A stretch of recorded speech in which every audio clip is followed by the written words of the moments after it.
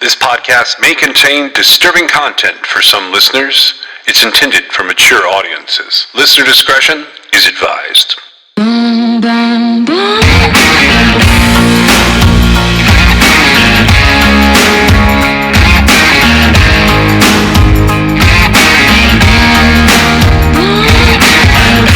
This is True Crime XS.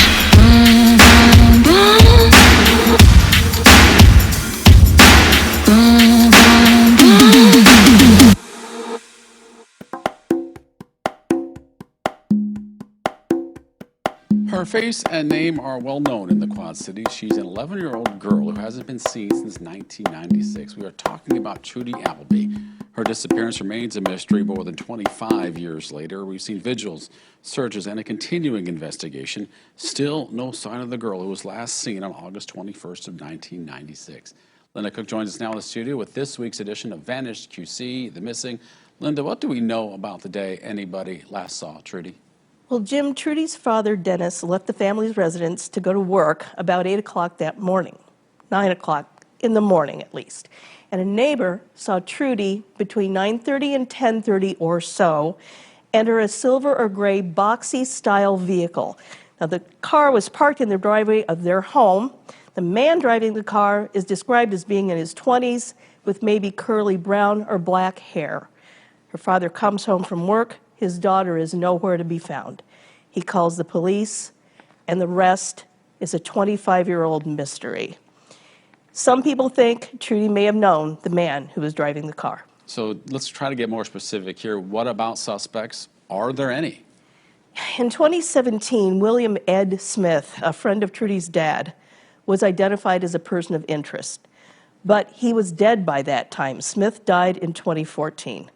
In August of 2020, two more men were named persons of interest. One of them, Jamison Fisher of Silvis, was arrested just recently. In 2021, he was incarcerated for a completely unrelated incident.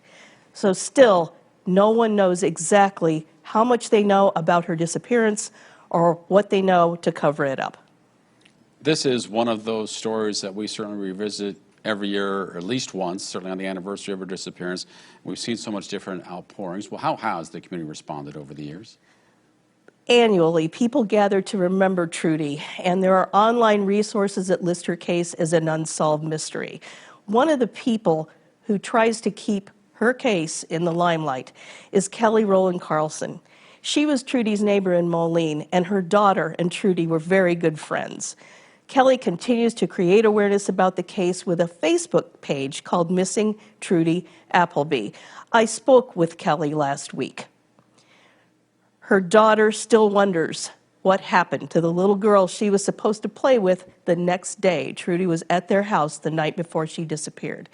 Kelly says Trudy was a ball of energy, and she loved and trusted everybody. Certainly a lot of people who knew her still impacted by her disappearance. What else does Kelly Carlson have to say about this? Well, throughout this investigation, Kelly has been impressed with Moline police, who continue to follow leads in this case.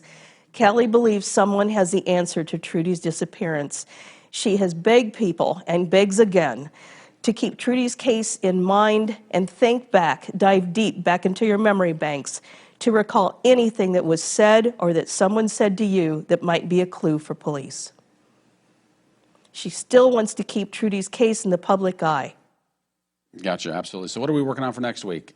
We have a case of a missing man, and you can read more about that on ourquadcities.com, and Trudy Appleby's case with more information is featured there now. Absolutely. Check again that out on ourquadcities.com. Take time out to check these stories and more on your own time. Read about them, share them on social media. One of your friends or you might have those leads that police need to help solve one of these cases. Linda, thank you. Thank you. This case that we're covering today, it's been covered before. I know there are other podcasts and blogs out there that have covered it, but I'm going to cover it anyways because it's the 26th anniversary right now. This is a case from August 21st, 1996.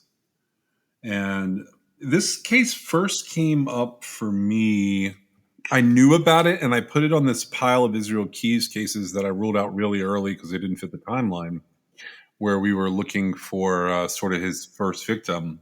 But, I've seen this little girl's face over and over again over the years. And I know we haven't got a chance to talk about her on the podcast. Were you familiar with this case before we decided we were going to cover it for the anniversary? Only in passing. This is out of Moline, Illinois. This is one of those cases that I immediately felt like it was something that was like everybody knew it happened, but it wasn't really solved or adjudicated, you know. Yeah, I tend to agree there because I've gone down with this case. I went down every rabbit hole I could think of. I think that they know, like, all the parties that are involved. They just don't know exactly what happened, but they know, generally speaking, that there was either sort of three paths you could take here. One would be there was an accident, although I doubt that, but an accident that was covered up with her disposal, yeah. And then the second one is that there was some criminal shenanigans going on that ultimately resulted in her death. And that kind of forks off where it could have been that she said, I'm going to tell my parents, and that's what caused the death. Or it could have been whatever they were doing to or with her caused her death. And, the third possibility is that she was a sort of abducted or lured with the purpose of killing her.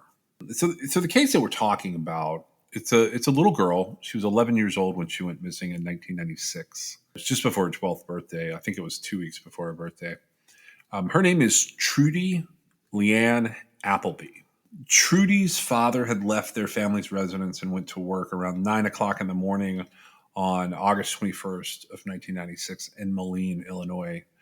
And a neighbor saw Trudy get into a car in the driveway of her home between 9:30 and 10:30 a.m. She described the car as being a silver or gray four-door box-style car that was similar to a Chevy Celebrity.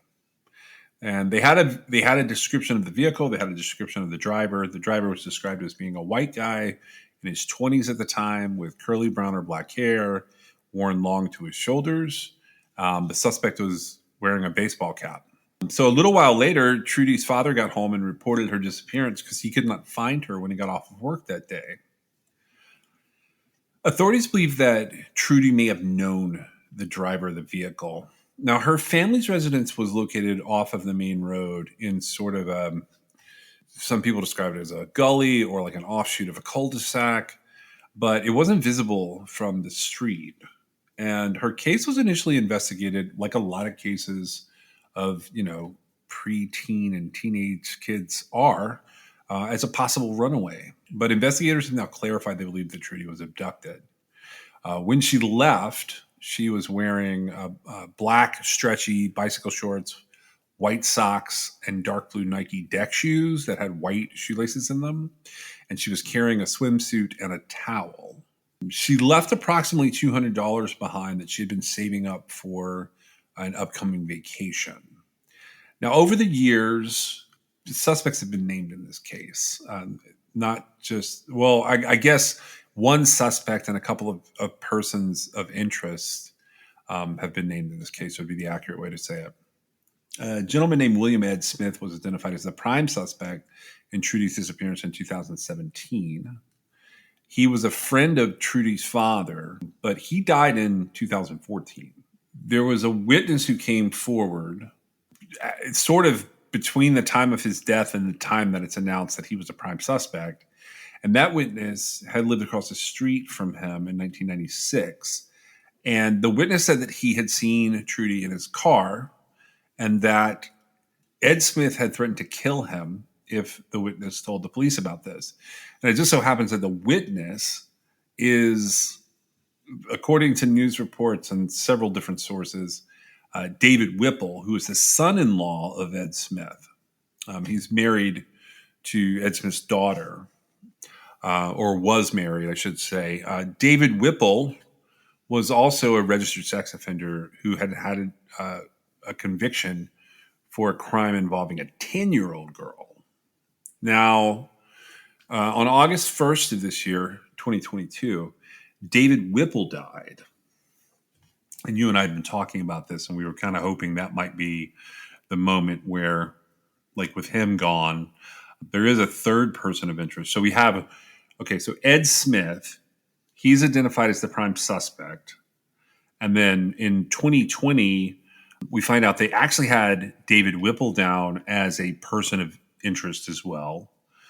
And there was another man named Jameson Fisher, who goes by Jamie. He was named in 2020 as being a person of interest, and he was a lifelong friend of the Smiths. That's a lot of people that we just threw out there. Yeah, and I'm having trouble making sense of all that, honestly. Yeah, I've had some trouble with that as well. And I guess one of the things that we should describe for the audience is, so Ed Smith, when he died in 2014, was a much older gentleman. He would have been in his 50s when Trudy went missing, if I'm calculating everything correct there. And then David Whipple, when he died this year, was 61 years old. So he would have been 35. Yeah, so he would have been 34 or 35 years old when Trudy went missing. And just to throw in Jameson Fisher, he would have been 19 turning 20 when Trudy went missing. So you have two persons of interest who are younger. You got one that's 19, one that's 35, and then you've got this older guy who is the father-in-law of one of the persons of interest who's the prime suspect. That's a lot of ages to try and wrap your head around. Well, and that's true. But it bothers me that Whipple gave up his father-in-law 3 years after his father-in-law had died. Yeah, we don't know if it's 3 years. We know that he gave it up after his death, and it was announced 3 years after he died. But yeah, that's a little bit suspicious. I just find that really odd. Pretty convenient. Whipple is, I believe, the only one who associates Trudy and her disappearance with Ed Smith. Yeah, I mean, other people have come to after the fact, but that's mainly because the police made that announcement. But I haven't really seen that as much because, the neighbor saw a young man in a car picking her up. They did. And so the theory is, and this partially comes from the police, this partially comes from Trudy's dad. They theorized that Ed Smith and Dave Whipple, took Trudy out on a boat on the river there. Moline is it's not waterfront, but it's not far from an area called Campbell's Island. And there are several other islands, Blackbird Island, Dynamite Island, where they did go swimming and boating out there. It was known that this happened. So the theory goes, something unexpected happens while they're out on this boat. Could have been an accident, could have been, some kind of foul play. And it leads to Trudy's death. So Trudy had been friends with one of Dave Whipple's kids. And this was not a new thing for Trudy to be accompanying the family on the boat. On the day of her disappearance, she had actually asked her father to go swimming. And he told her no. And we're going to find out some more information about the circumstances around that a little later in the episode. I've got quite a bit of audio we're going to put in here. And we do have an interview coming up that we did for this one. And it'll explain a little bit more about the circumstances of that day. Well, I know everybody keeps saying perhaps it was an accident. I think it's pretty safe to go ahead and rule that out because an accident would have resulted in a call to 911. It should have. Yeah, it absolutely should have. And not, she's been missing for 26 years. So I don't know. I feel like we can go ahead and put that to rest, maybe. Yeah, that's um, just part of the theory that like it's sort of mentioned over and over again in the audio, so I didn't want to leave it out. I would be really interested to know how Fisher's name came into this, because it's almost like Whipple included his father-in-law, and then like somehow Fisher was named. I'm just really confused, is all I think. Well, so here's part of where my confusion comes in. Neither Whipple nor Fisher, and definitely not Ed Smith, are a late teens, early 20s white male with long dark hair picking up a girl in a way that makes sense. Well, it seemed like Fisher might have been, but No, he had blonde hair at the time. I pulled up all his pictures. I like he fits a lot. You're right. He fits a lot of the other parts of this, but he had blonde hair, lighter colored hair. right. And so then, Whipple was 35. And so I guess he could possibly pass, but like it definitely wasn't Ed Smith that picked her up. There's no question about that. No, age and size wise, he doesn't fit any of what's been said. But so Ed, the story goes, and this appears to come from Whipple, but I don't know this 100%. But I saw the Charlie Project had this sourced, and I saw the Quad City Times had this sourced, that later in the day after Trudy disappeared, so the same day she disappeared, Ed Smith gets seen alone. And he had his car, which roughly matched the description of the car involved in her potentially driving away. And that's later corroborated by Whipple, but it's brought up by a neighbor first who is independent of Whipple. He had his car scrapped, and that was within a week of Trudy disappearing. And the way it's described is that he acted despondent whenever her name was mentioned. Now, I don't know what that means, but like I don't like when people start reading people's guilt. Well, I don't either. I can't figure out why. So, okay, let's say that Ed Smith is responsible for this. What would have occurred that would have made him scrap his vehicle? My guess is that there's blood on him, or he transported the body after something happened. I mean, we're all assuming there's a boat involved, but we don't know for sure that there's a boat involved in this.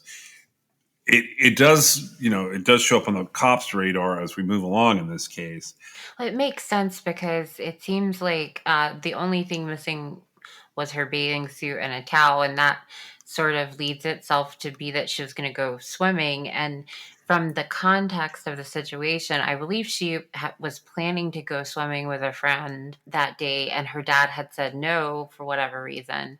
And I think it's just picked up in context that she decided to go anyway. Yeah, that's sort of what we run with here. As far as like what's going on with Fisher, who's the youngest of the persons of interest and suspects in this case, investigators seem to be sort of alluding to in a couple of different interviews over the years that they believe that Fisher and Whipple knew what had happened to Trudy and may have helped cover up whatever caused her disappearance. So in May of 2021, Jameson Fisher gets sentenced to 2 years in prison on an unrelated charge of auto theft. It says that he's due to be released in 2026. So I'll let people do math on that and wonder what's happening there. If you're sentenced to 2 years in prison in May of 2021, I don't know how you're due to be released in 2026. It must be like a minimum of 2 years or something. It could be that. Whipple was a registered sex offender, as I previously mentioned, and he did refuse to cooperate with investigators in Trudy's disappearance, and he has since passed away. But okay, so was he on the radar before he spoke up about his father-in-law? To me, it makes like a huge difference, like what order of events that happens in, because if he gives up his father-in-law and then refuses to cooperate, like that's a red flag, right? Yeah. But if he like initially refused to cooperate and then, when he saw an opportunity, he spoke up, right?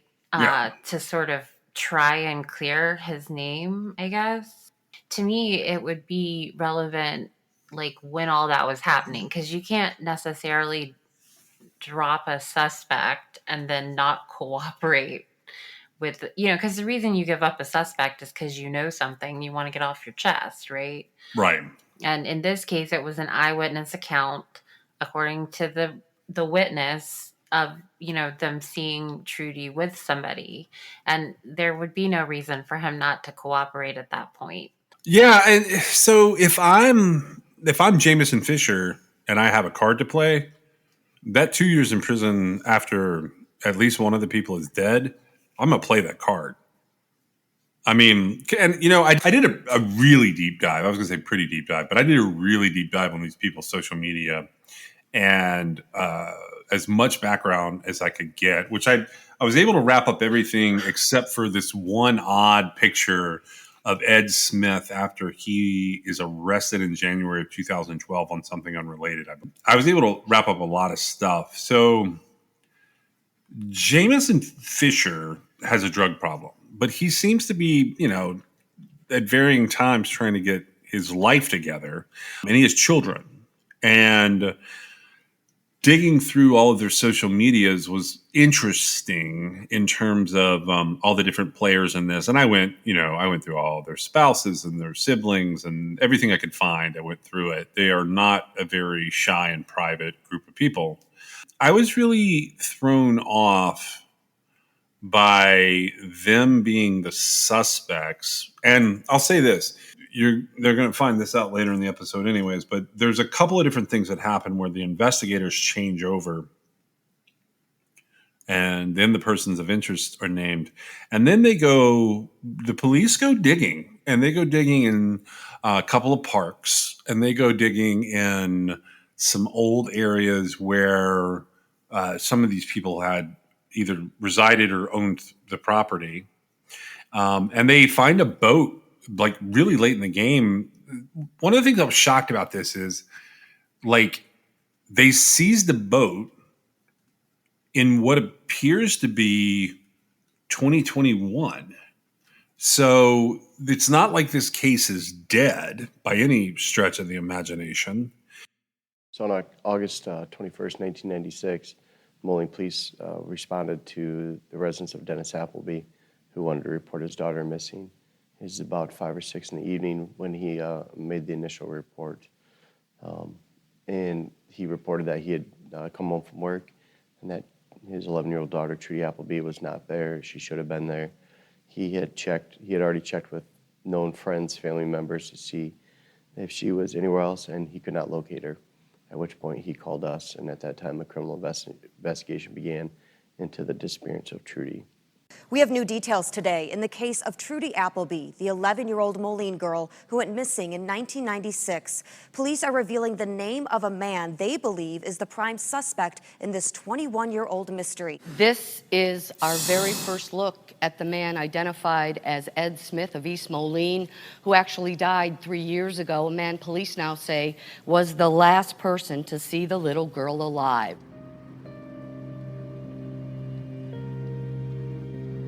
Trudy was 11 years old when she went missing and was a week later going to be 12. Her birthday was just around the corner. For the most part, my memories of Trudy are of the little 11-year-old girl that you see in the pictures, or younger. Thanksgiving was always like one of her favorites because it was like a double Christmas for her, because her grandparents used to always go to California for Christmas, but at Thanksgiving, they'd have Christmas and Turkey Day all at the same time. And that was one of her favorites because she felt like she was getting double everything, you know. When she was a baby, she learned how to walk, and she loved to go outside. Everything was the same as I left it. I tried to find out. I went around, tried to check with her friends. Nobody had seen her since that morning. And the only thing I could think of was she went out to the campground with her grandparents and her mom. I think she was contacted on the phone by a friend of hers, asked to come over and to go swimming. And I think Trudy thought she was going to be able to go swimming and get back before her father got home from work. So I think she got into a car with a person that she knew, she felt comfortable with. I don't think she was per se abducted violently. She went on to Kimball's Island. Her intentions were to go swimming with a friend of hers, but unfortunately, she was met with another fate. We know pretty much what went on. What we don't know is where she's at. I think she indicated she was going to say something to her father or the authorities, and these people are going to have to face the repercussions of it. And they silenced her. They silenced her by killing her and disposing of her body and burying her in a place that we haven't found yet. I remember, you know, not long after she was missing, May the first Christmas went by. Should I go shopping for her? She may come. You know, should I get her a gift? I don't want her to come home and not have a Christmas gift underneath the tree.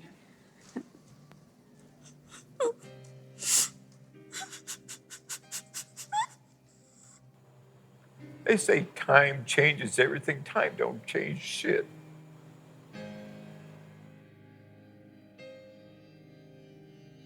If somebody doesn't turn in the right lead about the man that's still alive, that knows what happened, you know, if they don't get that right lead, maybe we'll get lucky and somebody will stumble upon something. People start to atone for their sins of the past, and part of atonement is getting it off your chest, divulging the secrets that you harbor. I know what I seen. I told what I seen, and everybody just thinks I know more, and I don't. I've offered them an out.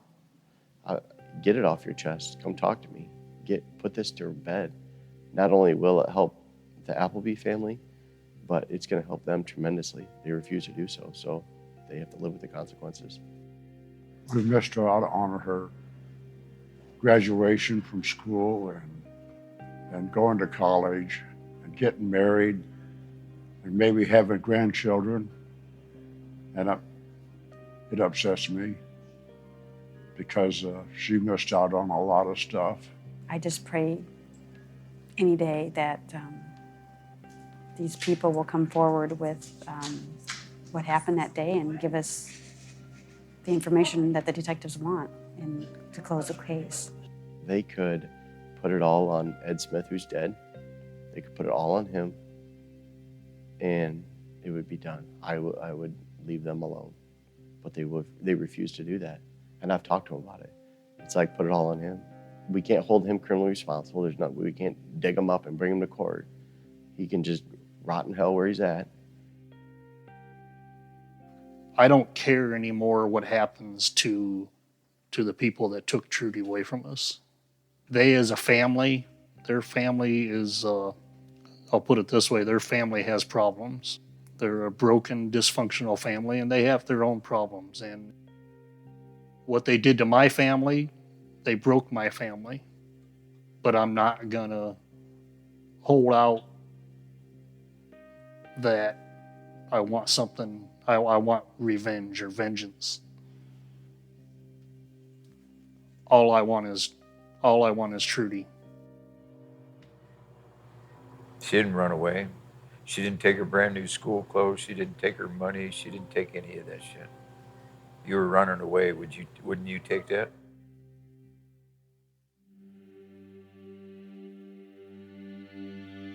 In 2017, they had some cadaver dogs that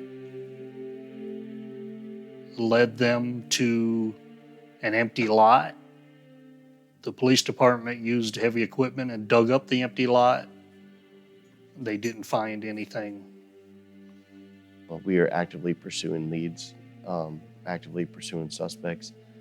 I think now, more than ever, the people that are alive and that are responsible and that harbor the secrets regarding Trudy, we're hotter on the trail now than we ever have been, and they know it. It's causing them to slip up in other things in their life. A lot of them are getting charged with other offenses because they're slipping out, they're nervous. It's terrorizing their life, and I plan on continuing to do that until I uncover the truth on Trudy Appleby. The FBI, Quad Cities FBI Springfield was up last week working on a part of this case, and I think we're progressing in a good direction. I know the paths that they take every day, and I know where they drive at. So I found 2 billboards that were open in those areas, and I put Trudy's picture on there. And if you notice those, it didn't say her name. It was a picture of her, and it just said, you know something, it's time to say something. The people that drive past that billboard that have no idea who Trudy Appleby is, they don't pay any attention to it.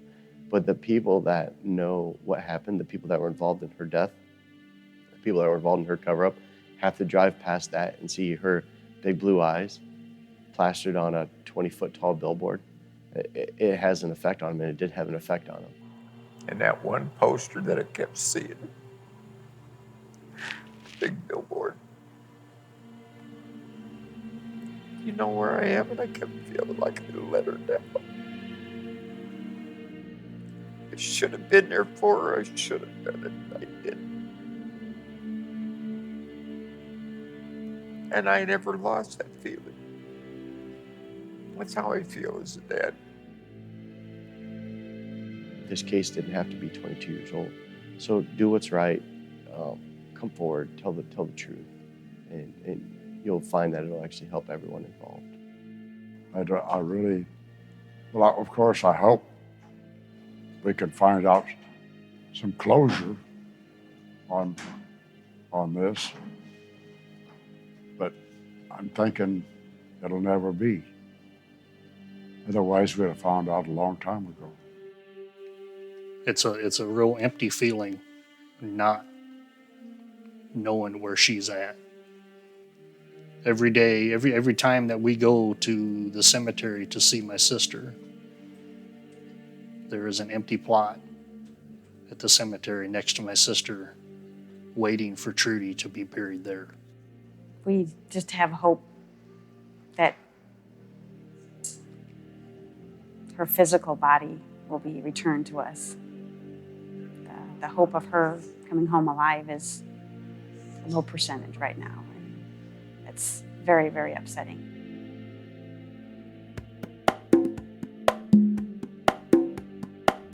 They keep doing stuff. Right.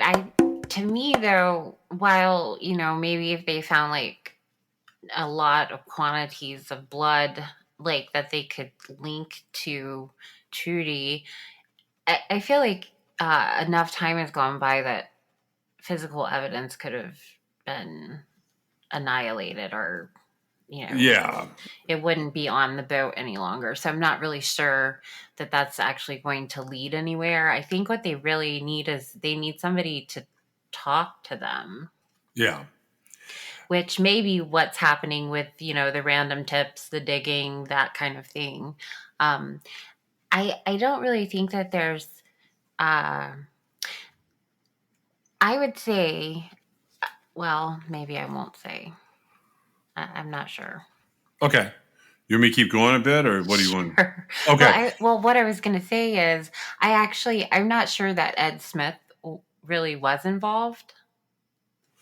I can't tell. I feel like David Whipple, I think that he probably was. He's got a lot of factors against him in this particular case. He could have possibly been the person picking her up. He was a registered sex offender. And, he's the witness giving up, the potential suspect. And then it sounds like maybe Jamie Fisher might have been like, if he had especially, anybody who has a drug problem, they're constantly looking to feed their addiction. And the way that you feed your addiction is to get drugs. And the way you get drugs is to have money to buy them. And so there's no telling what somebody like that would be willing to do, like helping cover up a situation for some cash, right? Right. And so I wondered if that's how he fit into it. But it seems like that would be the perfect way to pinch and get the location, because that person would know. Well, so David Whipple, he was a registered sex offender for an incident in 1995. he was 35 years old and the victim was 10 years old. Okay, And that, so to me, yeah, that that's the shortest line. and I would say that I don't know what the falling out there is, but it seems like that could, possibly have some information. But it seems like they named Ed Smith based on the tip a good 3 years before they came up with the other two persons of interest. Yeah. And there's been lots of everything I've seen from law enforcement, while they haven't gone so far as to commit libel or defamation, they know who did this. They appear to, yeah. I mean, so there's a lot going on here. As I sort of, let me just say, if you want to go read a bunch of court documents, the persons of interest in this case have all sorts of stuff that they have done along the way, where they have sued the cops, they have sued prisons. One of them sued what's essentially his condo board, or it would be an HOA if you were living in a house, that they couldn't bar him from living there because of his sex offender status. There's a lot that's gone on in this case where you can read about different theories and drips and drabs. Ultimately, I run into this problem with these people in this case where I don't find these people to be smart enough to have kept this secret this long and there be no evidence of what they had done. Really, the time period where some evidence might have been able to have been collected. Now we're talking about 1996, right? So but the immediate period of time right after she disappeared, it was thought that she had run away. And so I think that it's maybe not as that they're smart enough, but that the time period just lapsed, where obvious evidence could have been collected. Yeah. And so that works against the situation. But I find it's one of those situations that makes me want to throw my computer out the window, that this 11-year-old girl went missing. She's clearly not alive anymore. 11-year-olds can't survive on their own for 26 years. And it's pretty clear that, investigators have a good idea of what happened, and nobody's been punished for this. Yeah, it's incredibly frustrating. So there's this one odd thing that caught my eye. I always try and bring something to the table that nobody else is looking at. I have not done a very good job in this case, but I have spent an incredible amount of time on it. One odd thing that caught my eye was, did you see that there were rumors that, and I don't find it corroborated anywhere, so I call it a rumor, that this was an 11-year-old girl using a Citizen Band or CB radio. Did you see this? Yeah, I've seen where I think that they used it as a way to communicate. Yeah, kind of at calling out to the world. I couldn't tell if that meant strangers or people. Well, it could only be short range and people that were on the same channel, because that's what, CB radios pick up. It's if you think about it, it's what truck drivers used to use to communicate with one another. Yeah. And so the thought was that perhaps she had been talking to people. Now, I also then ran across where phone records, I guess from her home that morning, they sort of gave some, they lent to the fact that she had made the decision to go swimming even though her dad had said no. Right? Which makes me think that it's some kind of communication that was assumed to be based on other comments the investigators make where they're implying something without really getting specific. They're indicating almost like the Whipple children, so David Whipple's children, who were apparently friends or acquaintances of Trudy Appleby, that's who they thought the communication was happening between. Right. So they would have called and then somebody would have gone to have gotten her.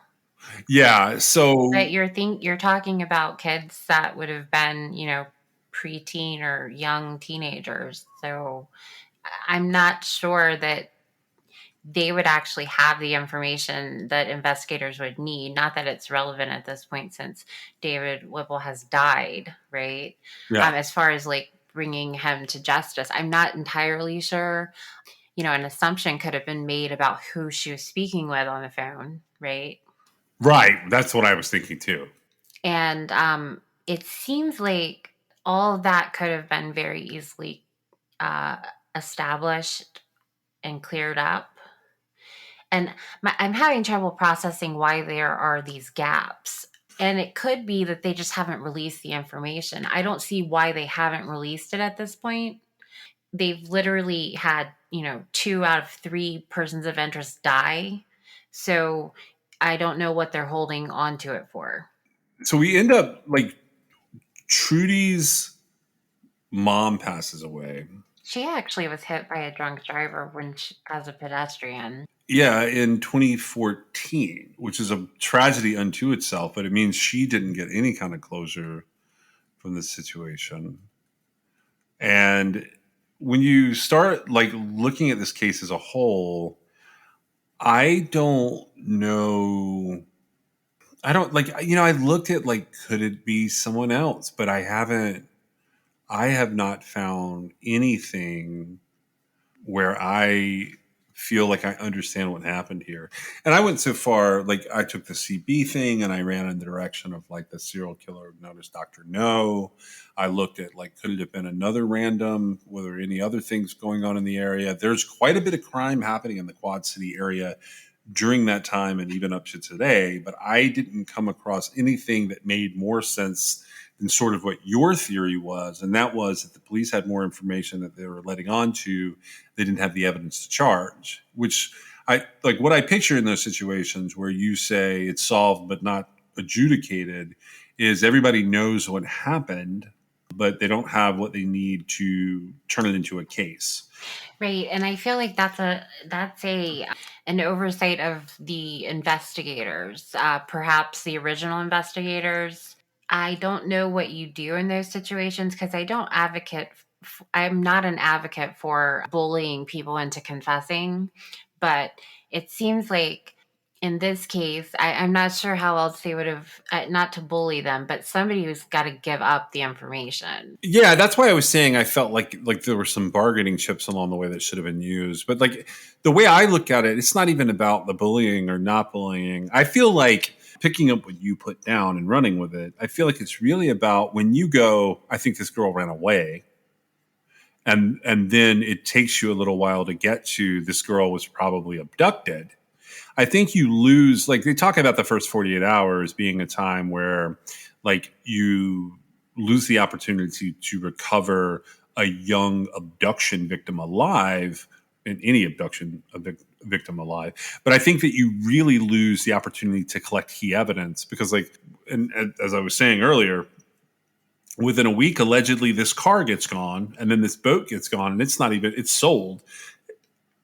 It's not recovered for about 24 years. So when I look at that side of things, I think you're onto something, but I think it's that initial 42 to 78 hours where they go, oh, let's see if she comes back.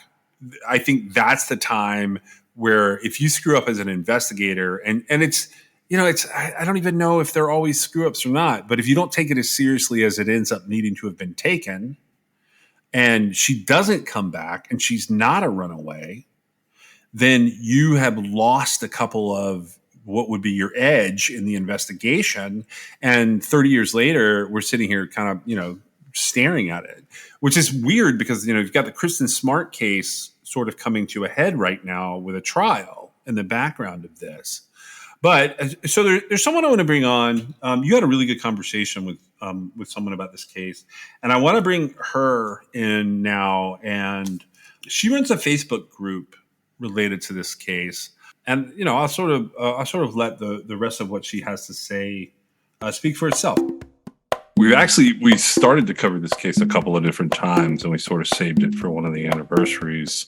We were hoping that they would break something this year at some of the searches they did last year, as far as like the boat and some of the other things. We really thought that they were going to have something more concrete than when David Whipple died. Yes, he did. We were sort of crossing our fingers, thinking like maybe Mary would come forward, and maybe he had a confession he had given her, something with information. Something. Yeah. Yes. She may be. I'm going to guess that likely didn't happen. Yeah, it doesn't seem.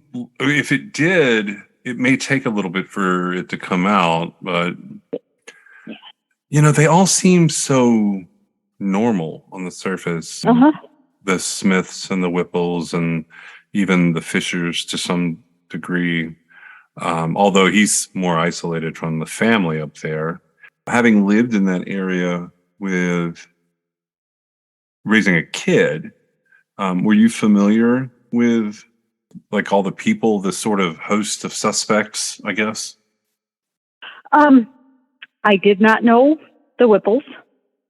I did not know Mr. Smith, and I'm not familiar with Jamie Fisher, although my daughter knows some of the family of David Whipple, some of the girls that would have been like her and Trudy's age. She knows them from later in life, not from childhood, but, a little bit later on down the line, their paths crossed, and so she's familiar with a couple of gals from the family, but I don't really know them per se. Now, your daughter and Trudy were close in age? They were 2 years apart. Okay. Amber was 2 years older than Trudy. Trudy is the same age as my son. They're about a month apart in age, Trudy and my son. We've done a little background as far as there'll be audio that plays before we start talking here. But I would like to sort of firmly place sort of where you were in all of this. And were you next door neighbors, or you lived in the same neighborhood? I live about a half a block from Trudy's house, her dad's house. So she was basically right down the street from me. So, and she had been visiting, if I understand everything I read here correctly, she'd been visiting with you guys, not immediately prior, but in the day before and the day of. Was she at your house? She was at my house the night before, and the plans when she left our house a little after 8, between 8 and 8:30, and Amber walked her home like they always do, or did. And the plan was the next day, she was going to spend the day at my house because it was her first day of being ungrounded. She had been grounded for about 2 or 3 weeks. So that was her first day of being completely ungrounded. And she was supposed to spend the day at our house. Trudy, she's grounded for, do you know what she was grounded for roughly? She got in a little bit of trouble at the grocery store. That's something normal 11, 12-year-olds Something normal kids, yes. I think she took some, a handful of candy or something, something normal little kids do. Yes.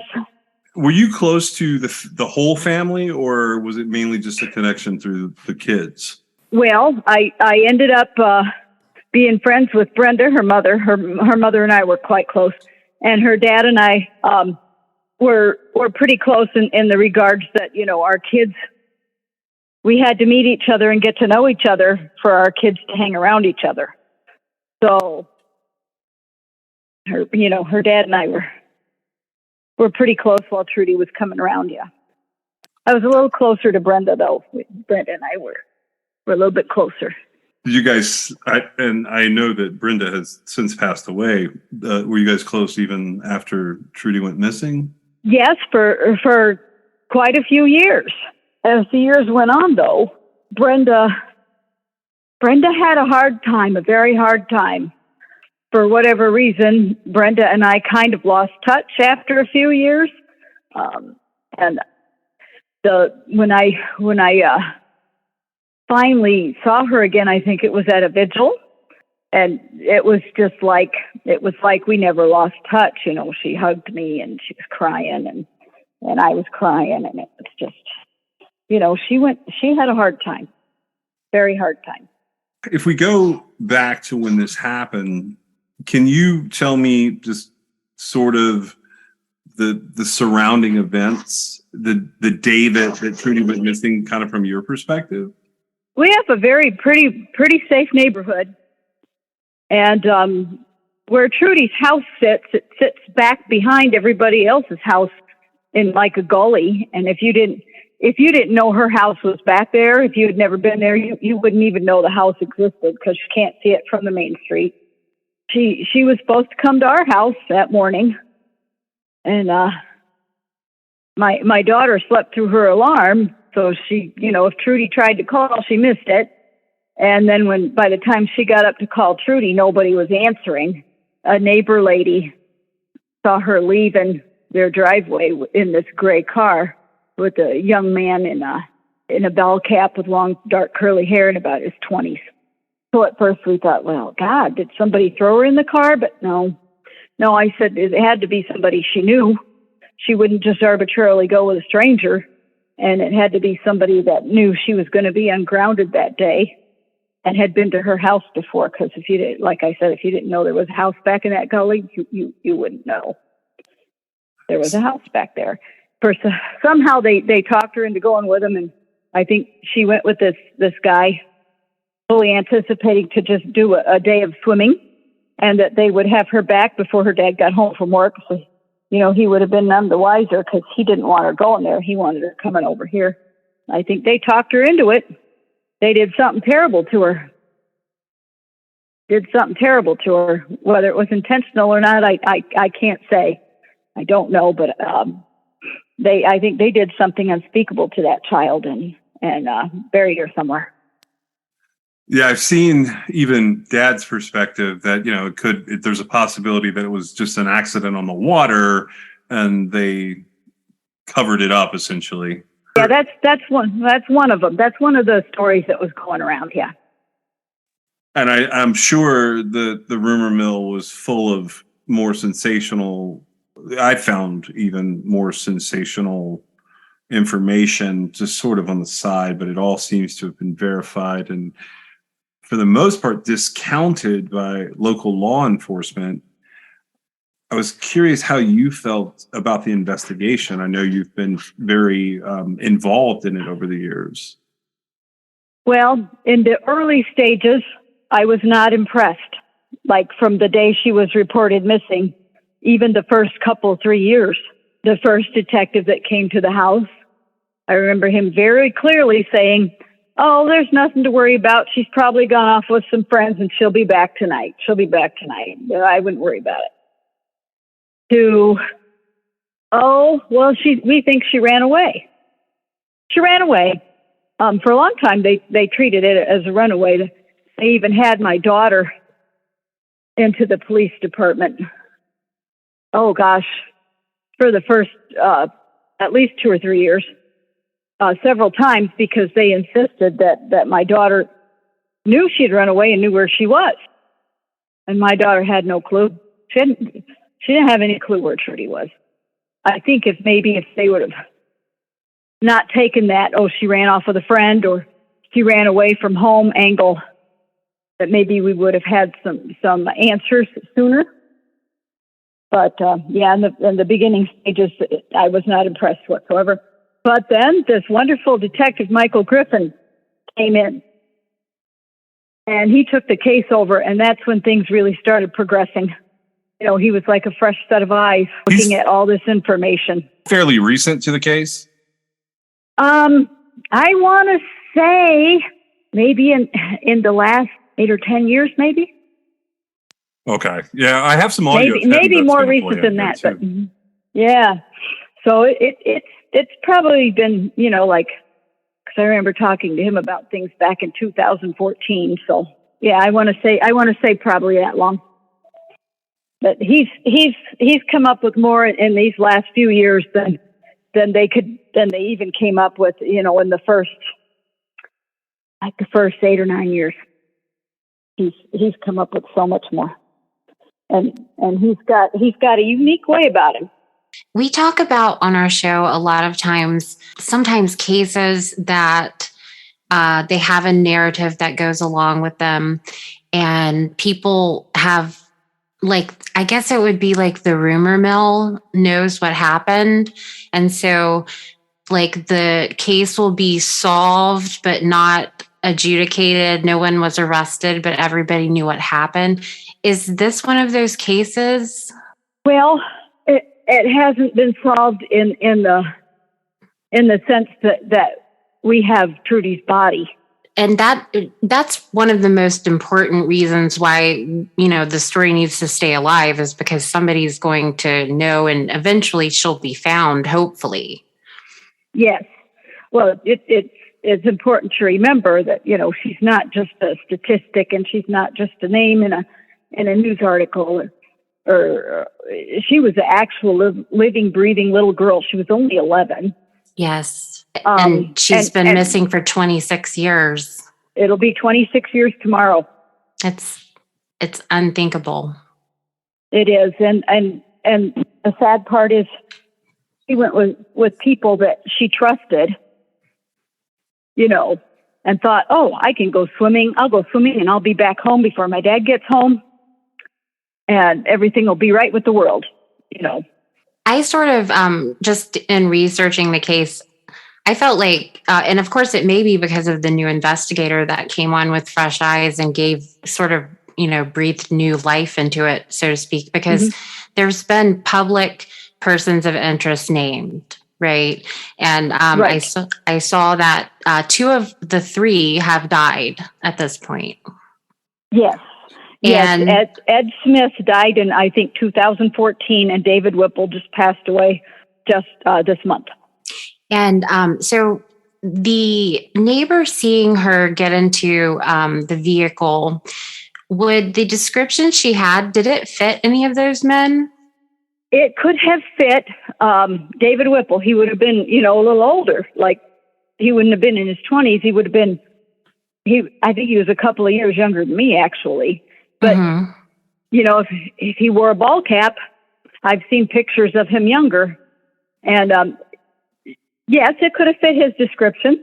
And he had given the tip to the police about his father-in-law, right? Yes, he gave that tip in 2017. That's when they released Mr. Smith's name. And do you feel like, so he told the police that, I thought I saw my father-in-law and Trudy getting some life jackets or something like that. Yeah. At that point, his father-in-law had already died, right? Right. And I wonder. Yeah, Ed had been dead for, I think, 3 years. And I wondered if because, you don't ever hear from the earlier versions of the narrative of what happened to her. It's never mentioned that there was this older man that would, fit Smith's description. It's a young man picked her up. And I sort of got the idea that perhaps he was like deflecting from himself, trying to take the blame or take the heat off of, whatever they were uncovering there about him. And that's entirely possible, because I don't believe that Ed came to pick her up. I believe he sent somebody younger to come and pick her up. So the other young man, John, what is his name? Jameson Fisher. Fisher. So he would have been about 20, but I can't really find information if he might have fit the description. I wasn't sure if Whipple would. I couldn't imagine whether or not that would fit him, but it sounds to me like it could have very well been him. It could have. Like I said, I've seen pictures of him when he was younger. If you search his name, you can find some pictures of him when he was younger. And it could have, but I have also heard from people that Jameson Fisher could have been the driver, because that he also somewhat fit that description at that age. Right. And so to me, he seemed like, the youngest one of the 3. Mm-hmm. And I sort of got it in my head. Now he happens to still be alive. And my understanding is he is in jail, but it's on unrelated charges in a different place. That's right. Yeah, he's currently incarcerated on unrelated charges.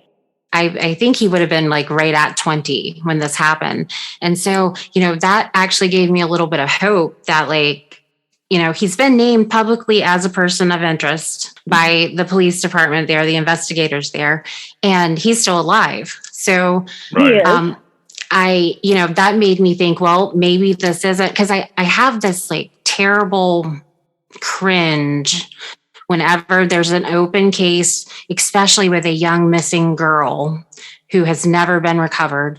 And then you've got the persons of interest dying or, not being named until one of them has died. It just makes me cringe because I think, well, this is never, ever going to be solved. But it seems to me like even if he wasn't the driver that day, maybe this guy might have some information. And so it gave me a little hope. And while I was researching the case, that's really what we want. I always want, missing people, especially young missing girls, to be brought back home and laid to rest properly. Yes, that's what her family wants. We have this vigil every year. And her uncle one time said, it's like having the same funeral every year, but without a body. Oh, wow. And that's heartbreaking. That's what it's like. It's like having the same funeral every year, but without a body. And that's exactly what it's like. Because we gave up all hopes a long time ago that she was alive. It took me about 2 months to realize, well, she's dead. Because she would have tried to call my house if she could have called my house. If she was in a place where she could get to a phone, she would have tried to call here. I remember the police department even put a tap on my house phone for 6 weeks because we thought, well, she's going to try to call here if she can get to a phone. But that call never came. So that's when I decided, well, we're never going to find her alive. They killed her. And when I got the news that David Whipple, who was the second person of interest, that was announced that he died, it was like somebody literally reached into my chest and pulled my heart out, because this man, he was named a person of interest for a reason. They don't just throw names out there for nothing. He could very well have held the answer. He chose to take the secret to his grave. That's how I feel. I mean, it took him from 1996 to 2017 to come forward and say, oh, yeah, I think I saw Trudy in the car with my father-in-law. 21 years. It took him 21 years to say that. And I wonder, it seems like if he was innocent, or if he, felt no guilt or no conscience towards the situation, he wouldn't have had that hesitation, because you're talking about a young girl, no matter what, right? And I find it convenient in a lot of ways that once his father-in-law had died, he decided, well, now I'll say something. But to me, it really makes me wonder about his role in everything, because, the father, I was actually really surprised that Smith was named just based on the rest of the narrative of the story. I'm like, well, this guy doesn't really fit anything that's been said, except that you've got this other guy who might have been this young guy with, ball cap and longer dark hair. And I thought, well, maybe he's trying to just offload it. And now it's my understanding that they were able to recover a boat that is thought to be a boat that Trudy perhaps went out on the day that she disappeared. Yes, from what I understand, it was very likely the Smiths family boat. Trudy used to, this family, the Smiths and the Whipples, were CB radio friends with her dad. So her dad knew them. They knew each other. How well, I don't know, but Trudy used to go hang out with the children of this family. The Whipple family had girls about Trudy's age, and they would go boating and stuff. They tracked down this boat and they took possession of it. And that was at I think the end of 2018. They collected a lot of samples and sent them to Springfield for DNA testing. But I myself have never heard anything else about that DNA testing. I don't know how long that takes. I've heard it can take years and years. Right. And then, there's always the question of like, well, what does any particular DNA mean when they find it? And so I had seen and I wasn't exactly sure when that had all taken place, but I think the last thing I read was that they were still sort of waiting on the results. And I guess if they have gotten them, it wasn't anything, newsworthy, because I haven't seen it followed up on. But that would be really good if they could find some sort of, physical evidence that she had in fact been on that boat that day. Yeah, traces of blood or something, anything. Because they have Trudy's family DNA, already. So, because I think her family members may probably gave DNA samples. So in case they found something, they could have, something to compare it to. But that was the boat that she supposedly spent a lot of time on. And I think that was the boat she was probably thought she was going to go out on that day. She disappeared, go out on the boat again and go swimming and then come home. Do you have any idea if she'd ever done that before? Yeah, she'd been with them many times, from what I understand. She'd been on that boat and gone. I don't know if she'd gone by herself or if it was something that her dad would, take her with them. But I know she'd done this before. And Ed Smith used to take all kinds of people out on his boat out on Campbell's Island on the river. There was a couple of islands that he would go to. I think Blackbird Island was one of them. And I don't remember what the other one is, but he used to take all kinds of people out on the boat for a little family outing day. And I know that Trudy had been out on their boat before. We actually get quite a few listeners from up in that area, from the kind of the Quad City area up there. I think it would be a good time to mention that if anybody knows anything, two of the persons of interest have passed away, and one of them is incarcerated, as you guys previously mentioned here. It's a really good time to help out the Appleby family and all of the folks surrounding them. If you know something about this or have some suspicions about this would be a really good time to come forward and say something. It would, because I'm sure that the perpetrators have bragged about what they did or talked about what they did to their friends and their other family members. And so I know somebody out there knows where they put her. Yeah, that's what Meg and I were talking about this morning. Exactly that. Like these guys did not keep a secret well. Yeah, no, I don't think they could. They might think they did, but I know they did. I know they had to have told some other people. And I don't know if people were afraid of them. What do you got to be afraid of now? 2 of them are dead. 1 of them's in jail. If you're trying to protect them from going to jail, you can't send dead people to jail. So, the big bad wolves are gone. So you might as well fess up so her family can bury her.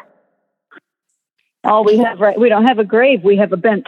There's a bench with her name on it at a cemetery. I think sometimes in cases, the sort of the area where it's happening, the community, people will make assumptions that investigators already know little bits of information about the case that some citizen may have in the community, and that's not always the case. So even if you've just got some information that you feel like you aren't sure it's relevant, I'm sure that the investigators can decide that, but any little bit of information could help at this point, because it seems like there's quite a few of these pieces all put together, and they just need just a little bit more to get it completely resolved. And by that, I mean recovering her body. And it is somebody in the community that's going to be able to do that for you and for the family. And in the show notes, I'm going to put the local Quad Cities Crime Stoppers. And then now you run the Facebook group, right, Kelly? I do. My daughter and I run the Missing Trudy Appleby Facebook page. I'm going to put that in the show notes as well. So if someone has some information and they get it to you, you can make sure it gets to Detective Griffin or the right person, right? Absolutely, absolutely. And the Moline Police Department, tomorrow, starting at 8 a.m., on all of their social media challenges, it's going to be devoted strictly to Trudy. They're doing this all day, starting at 8 a.m. tomorrow morning. They are going to be telling Trudy's story of what happened that day in the first person. So it is basically going to be told through the eyes of Trudy Appleby. All right, so we'll be releasing at the same time as that. So even though you're saying tomorrow, it'll actually be in real time with us. So I'll put those links in the show notes as well. You can just scroll to where it says details by the podcast, and you'll actually be able to click on those and follow along with their story today as well. Mm-hmm. Meg, do you have anything else for Kelly? I don't think so. I just want to, I really admire you being able to keep this alive. I know it must be hard on you and of course your daughter, and we give you all the support we possibly can because, we do cases all the time, and the ones like this case in particular, I mean, it really does. I'm not that much older than Trudy would be now. And it really tugs on my heart to think about what happened to her. And I really admire you keeping it going because it's really hard over the years, and like we said earlier, 26 years she's been missing. And if we can just get it out to the right person who will feel it and want to give the information up, we could get this resolved. Yes, and I also want to add that some people think, oh, it doesn't affect me, it's not going to happen to me. It can happen to you. It can happen to somebody you know. It can happen to your own child. It can happen to someone in your neighborhood. You can have the safest neighborhood in the world. And we have a safe neighborhood, and it happened here. I never would have thought. I was going to say, you would say that you were, it would nothing like that would ever happen to you, right? Until it did. Yeah. And that couldn't happen in this neighborhood. Well, it did. It did. And if you were to tell me at the night of the 20th, August 20th, 1996, when she was over here playing at my house, if you were to tell me that she was going to be abducted the next morning, I would have said, by who? Right. But it happened, and it wasn't by a stranger. It was by somebody that she knew and trusted. Somebody she thought she would be safe with. And she was supposed to be over here, but evidently somebody else had other ideas. I feel like that can be startling almost to think about that. The time that has passed, and then clearly you remember it just like it was yesterday, right? Because oh yeah, I'm sure it's like no time has passed whatsoever. And you can. It's really a heart-wrenching situation. It is, and her mother, Brenda, God rest her soul, her biggest fear was that people would forget about Trudy. If we couldn't find her, people would forget about her, and I promised her I would never let people forget about her. We definitely haven't forgot about her.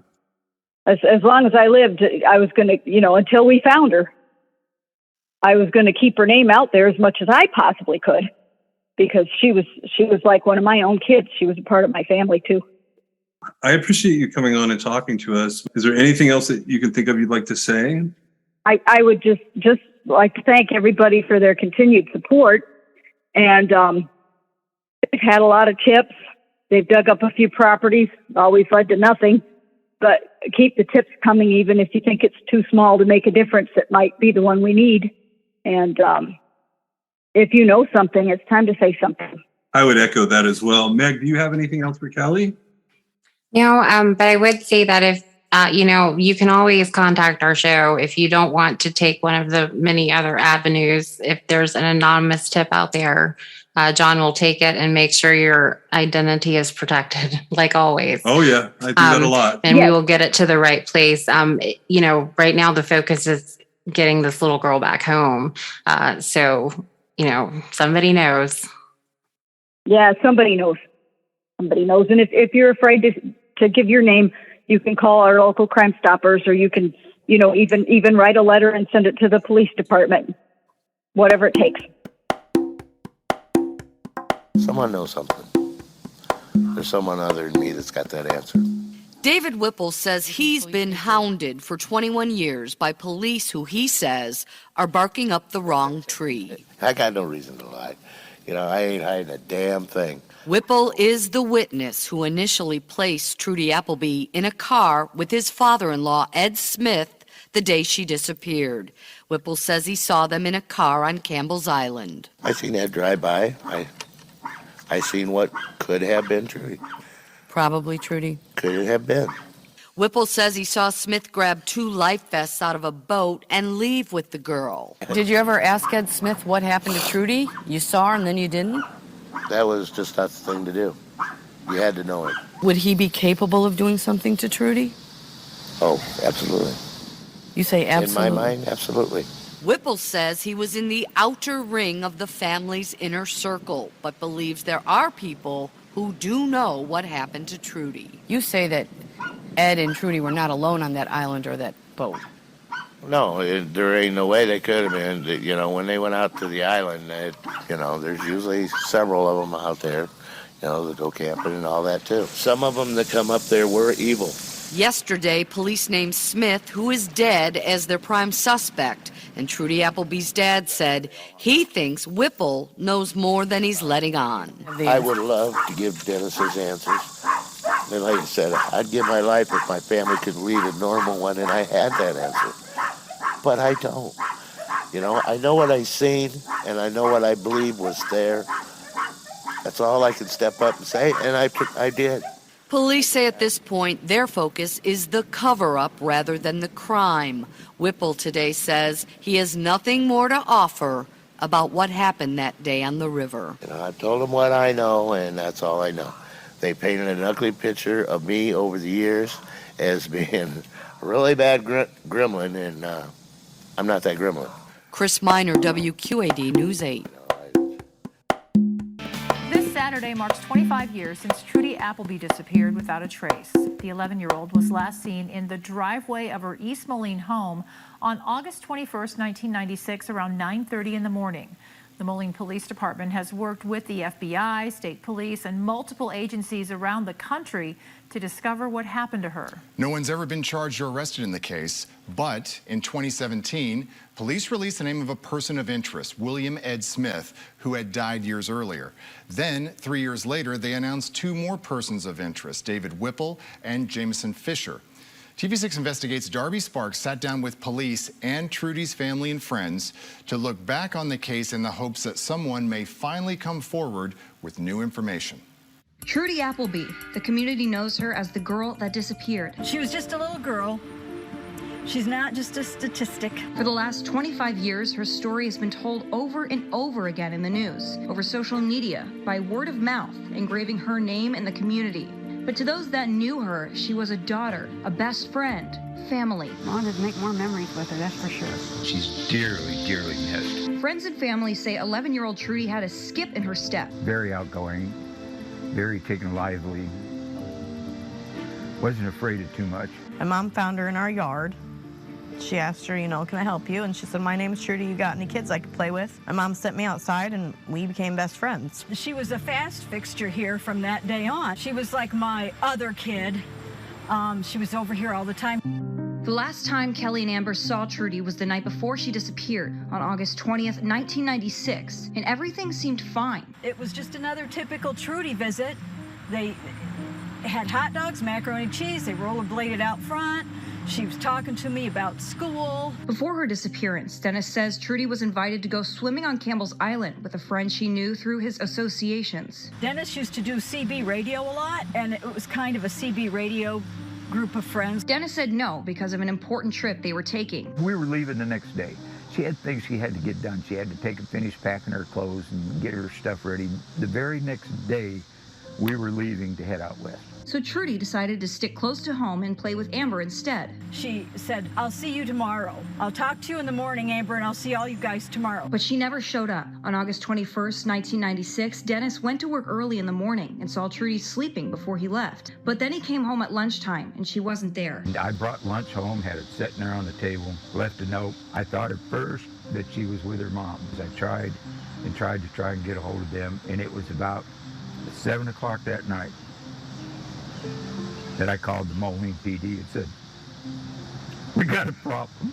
Trudy was seen by a neighbor in a car that morning with a white man in his 20s, long, dark brown curly hair and a ball cap, headed down the street. She was at this residence right here, and she looked out her back window and saw Trudy in the vehicle coming down this driveway right here. That's where Trudy Appleby resided at the time. That was all the information the public had until 2017, when police named Smith a person of interest in the investigation. In 2020, police also named Whipple and Fisher as persons of interest. Police and friends say Dennis was associated to them through his use of CB radio, a communication device truckers used to talk to each other. And police also say Whipple gave a statement a few years after Trudy went missing, claiming to have seen her in Smith's car driving towards his home. Police say that while no arrests have been made, they continue to work the case in the hopes that one day they will bring her justice. I think Trudy was lured into going swimming.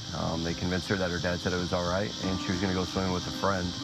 This is the area where Trudy Appleby was last seen. Over to the right here is a vacant lot where Dave Whipple's house used to be. And over to the left here is where Ed Smith used to reside. Our theory is that she was victimized as a result of sexual criminal misconduct at the hands of adult males. Smith died in 2014, but Whipple and Fisher remained in the area. I decided to ask them about the case myself. Fisher is currently serving in prison in Iowa on unrelated charges. I asked him if he had anything to do with Trudy's disappearance. He wrote back, not answering the question, and instead stating he and Smith hated each other. I went to Whipple's home to talk to him. Are you Dave Whipple? I am. I just wanted your side of the story. You know, you've been named it. Well, he didn't want to talk on camera. He had a conversation with me. I asked him if he had anything to do with Trudy's disappearance, and he said no. He told me that he saw what he thought to be Trudy and Smith go to Ed's home to get life jackets. When I asked him if he thought Smith was involved, he said that he did, but he never asked him about it because he claims he and Smith didn't get along. And as for Fisher, Whipple said he never hung out around him. Police say Whipple told them about Smith and Trudy in the early 2000s. We know from witness accounts that Ed Smith talked about it with people, talked about what possibly transpired. Griffin says witnesses have come forward through the years with information about what happened. There's people here that know what happened that day, people that know that Jamison Fisher has told them what Ed Smith told them, what Dave Whipple has told them. They know what has been said since 1996. But others who may have the information to solve the case have not yet come forward. Those that know, that harbor these secrets, they need to come forward. It's been 25 years. What are you afraid of? They should have the decency to finally tell somebody where we can find her so that we can bring her home and bury her, because that is what we need to do. In 2018, police found the boat where they believe Trudy was last seen. We believe she was taken on a boat that day. We've had numerous eyewitness reports that she was on a boat with some of the people that we've named. DNA swabs have been sent to the FBI for analysis, but it may be a few years before we find out what they find. It's going to take some time. There's 400 to 500 swabs taken off that boat, and each one of those has to be individually analyzed for DNA. In the meantime, Trudy's family still has hope. Someone will speak up. 25 years ago, you had a choice to tell us information. You still have that choice. Change that choice to tell us. 25 years later, I mean, I would have never suspected that we'd be here, but 25 years later, here we are. Trudy's mother, Brenda Gordon, passed away in 2014 after being struck by an intoxicated driver. She never got to find out what happened to her only daughter. If you know something and are looking to give information, go to our website where we have the Crime Stoppers anonymous tip line as well as the Moline Police Department's phone numbers listed. It's just one of those heartbreaking situations where, you know, why can't this 11-year-old girl get justice?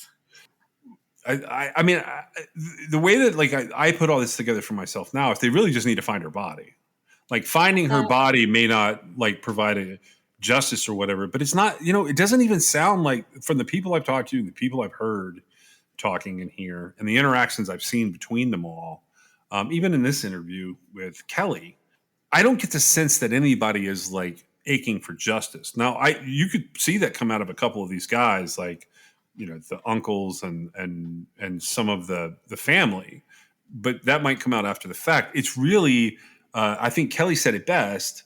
It's like they're having a funeral every year without a body. And it's, that's painful. That's really what they're looking for, is they like finding her body, I think, would be the salve to sort of stopping that wound a little bit. Right. And I feel like, I don't really know, but it seems like there's always this not resting in peace that happens. Like when something like this occurs, when you've got a missing anybody, but a missing child especially. And it's almost like, you can't get away from it. Like you're saying, they have a funeral every year. And without, bringing her home, like physically burying her, that will go on. And we've talked about DNA cases that end up being solved like years after the perpetrator has died, right? They make some sort of match that leads them to the conclusion that, they know who is responsible through DNA evidence, but the person has died. And so in this case, it's like they had, these people of interest that come up, and all of a sudden one just died. And I would say, in my opinion, he's like he's the best fit for what it seems like happened based on his history and all the context around it all. And it's really disappointing that, that's where we kind of find ourselves. Yeah, it is, because he was sitting right there. And I mean, in one of these clips in here, you can hear him talking, and you can hear this guy talking. And I have trouble like believing him. He's got that nervous thing going on with this reporter here. He's saying that somebody knows, but it's just not him. Thank you for joining us. We are sponsored by LabRottiCreations.com. You can check them out at LabRottiCreations.com, and you can still use the code CRIMEXS for a fun pop pet portrait of your own pet. You can also reach us on Twitter, Instagram at TrueCrimeXS, or you can give us a call if you know anything about any of the cases that we're talking about at 252-365-5593. You can also reach us at Gmail at truecrimexs@gmail.com, and you can check out our website at www.truecrimexs.com. We'll see you next time.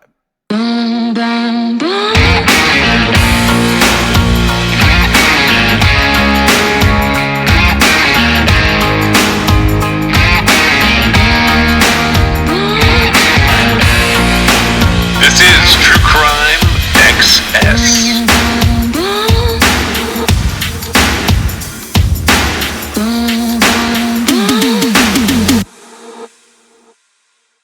With this case, like I looked at these little islands up there. Have you ever looked at the islands there? I did when I was doing research here. But the Campbell's Island is not as much of an island as I thought it was. It's sort of the edge of the water. And then they have the little islands across from it there. I mean, it's definitely, there's a waterway there.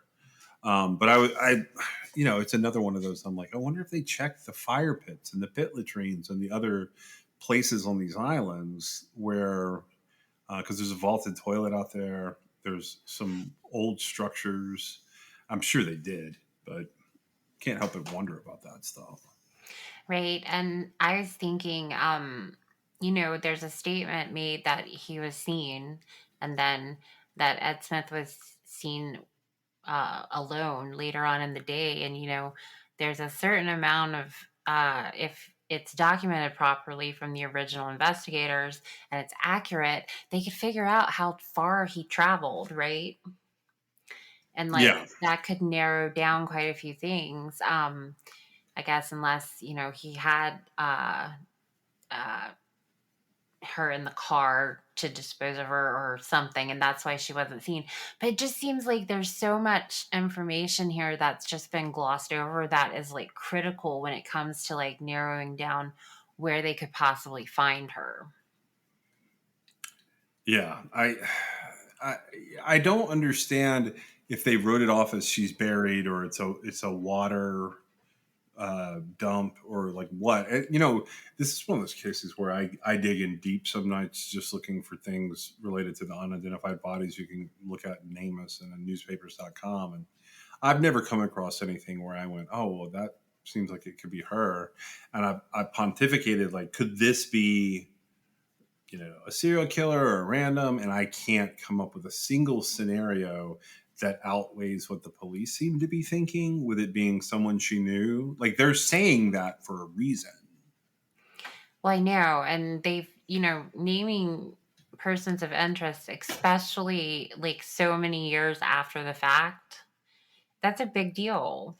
It's got to come from somewhere, don't you think? Well, it does. I mean, I would say that they've got some, at least circumstantial evidence that has led them to these people. I'm not as sure where Jamie Fisher fits in, but it seems like there's like phone call bills evidence that's linking Trudy to, you know, the household, at least, right?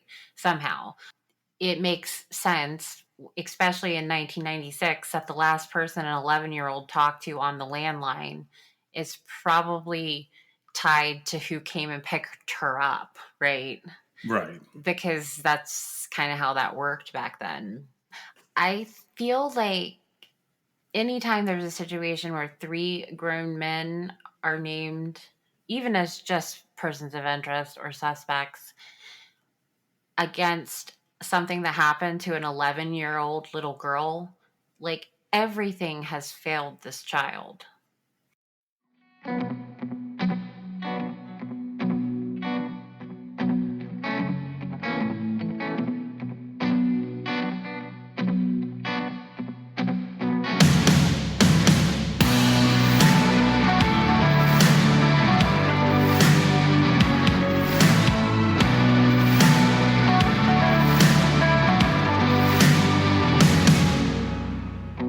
You got something behind your eyes, the way you're talking, it's a cheap disguise. We were made to chase the light, but you